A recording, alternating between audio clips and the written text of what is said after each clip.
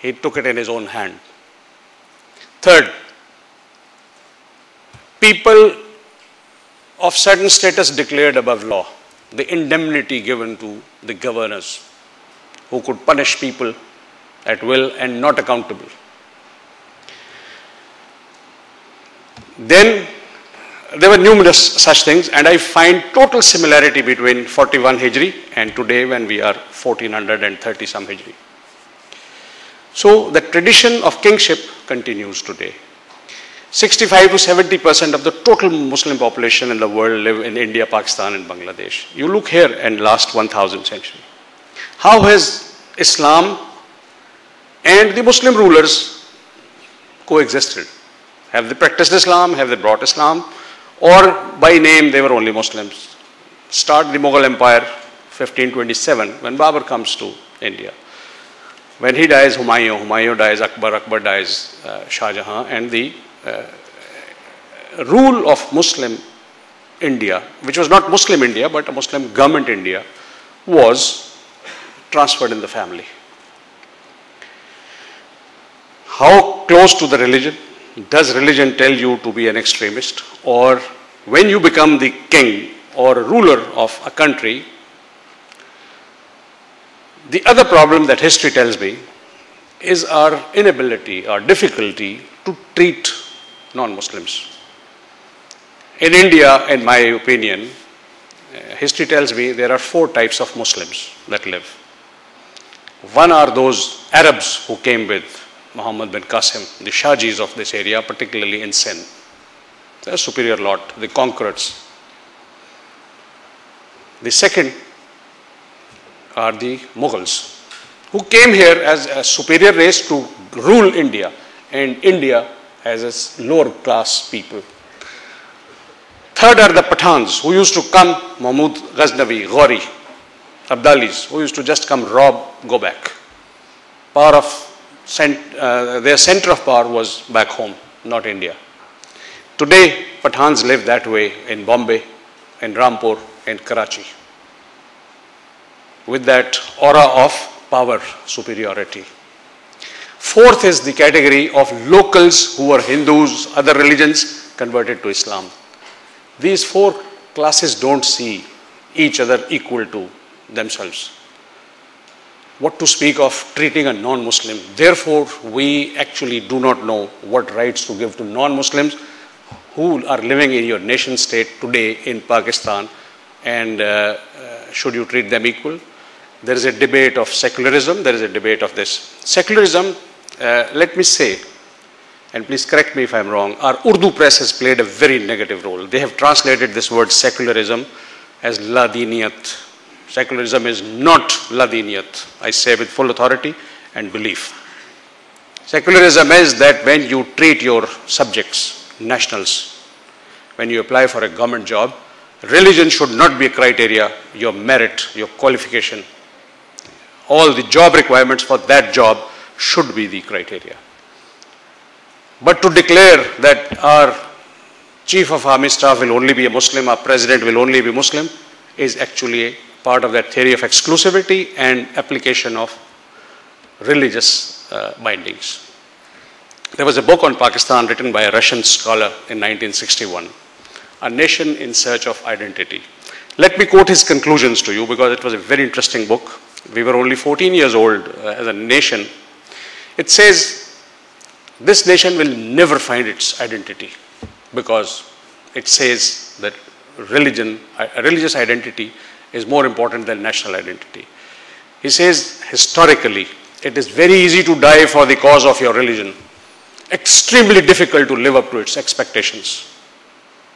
You see this today happening in our country. 61 and 2011 will be 50 years almost. Second, this nation does not have its heroes. Till 1965 war, when we got the first Shaheed who defended this country and gave his life, was Raja Aziz Bhatti Shaheed. Who was our national hero? Tariq bin Ziyad, Muhammad bin Qasim, or those people who did not belong to this area? National heroes are the people or the sons of the soil. G.M. Sayyed used to say that Raja Dahir is our national hero. So what if he got lost? If he was defeated by Muhammad bin Qasim because he was son of the soil? Historically, there is truth in this. Social science says it is true. Fine.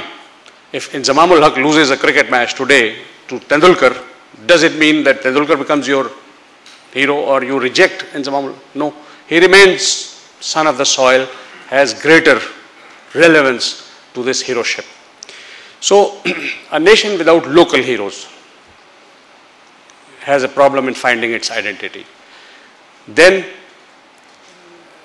there are so many such issues where you will find that religion and culture, for example, there is a serious problem of fusion of culture into Islam. In India today, whatever happens, in Pakistan today, we say, ye Hindwana rasam hai, Mehndi hai, Basant hai. All cultural things are regional. When we, the Hindus, converted to Islam, we stopped, ceased all Hindu practices that were contrary to Islam. Diwali banani chhod di, Holi banani chhod di, mandiron mein jana chhod diya. But other festivities which did not conflict with religion or a belief, they continued even today. So, how right it is to say that this culture is Hindu, this is Muslim. The concept of entertainment, does it not exist in Islam? What is the status of fine arts?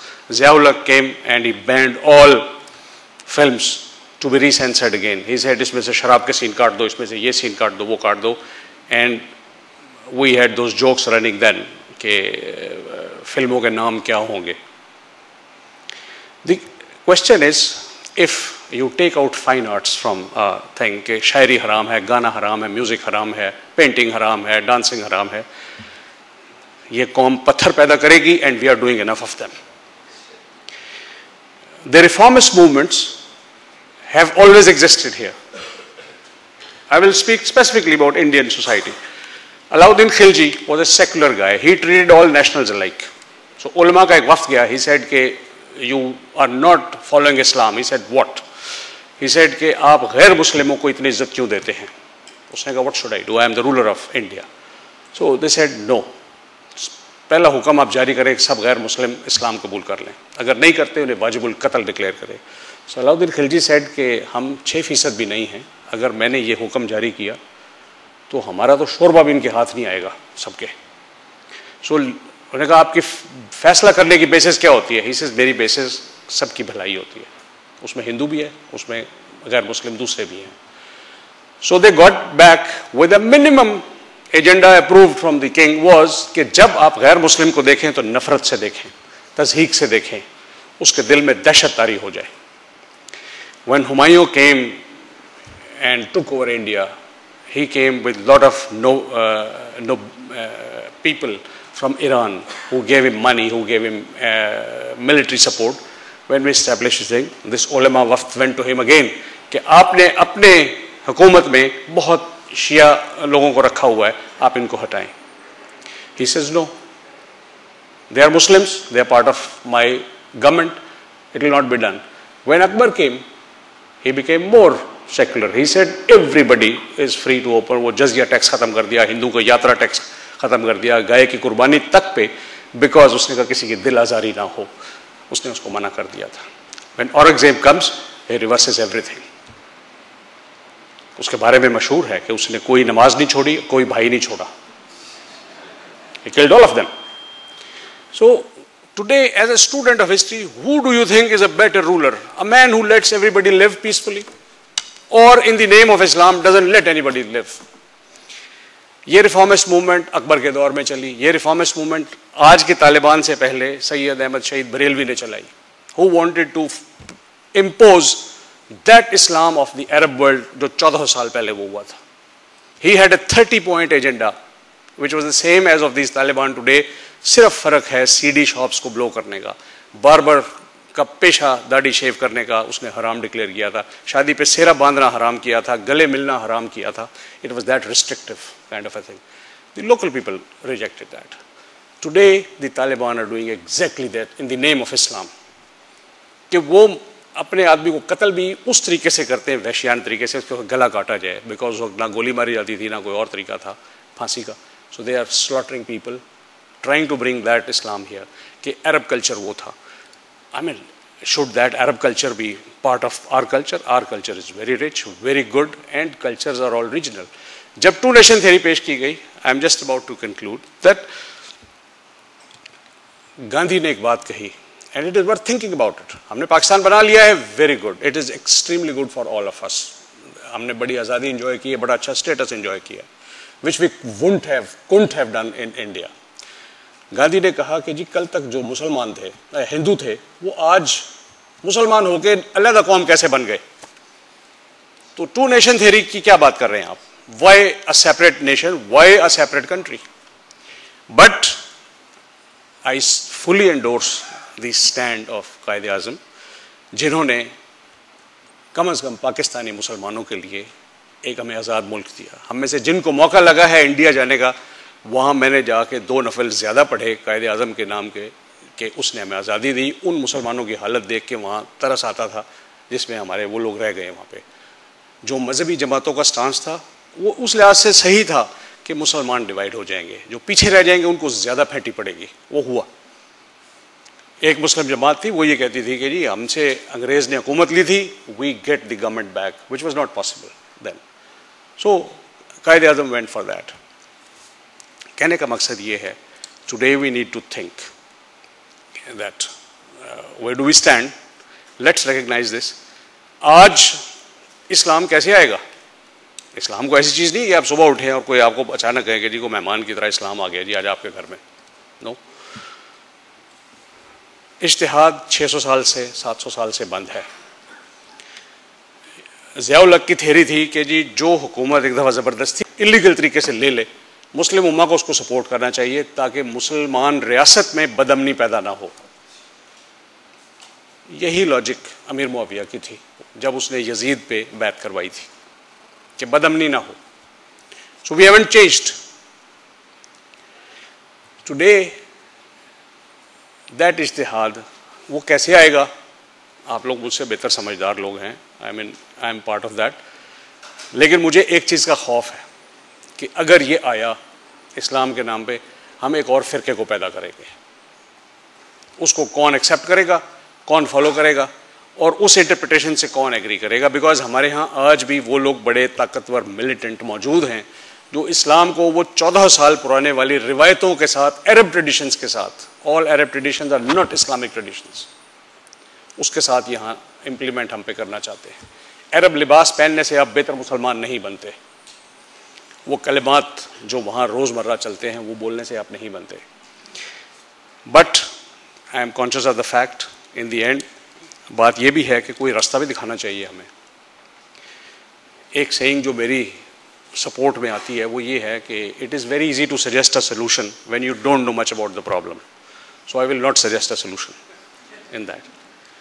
लेकिन एक दूसरी जो saying है वो हमारे इलाके में, हमारे राजपूतों में बहुत कही जाती है कि अगर आप कमज़ोर हैं लेकिन गुस्सा बहुत ज़्यादा है आप में, तो सिर्फ ज़िल्लत आपका मुकद्दर है. तो अब आप देख लीजिए, where do we stand. Leadership से आपने कुछ करवाना है या खुद कुछ करना है या खुद ही कुदरत कुछ करवाएगी? I leave it to you. Thank you very much gentleman.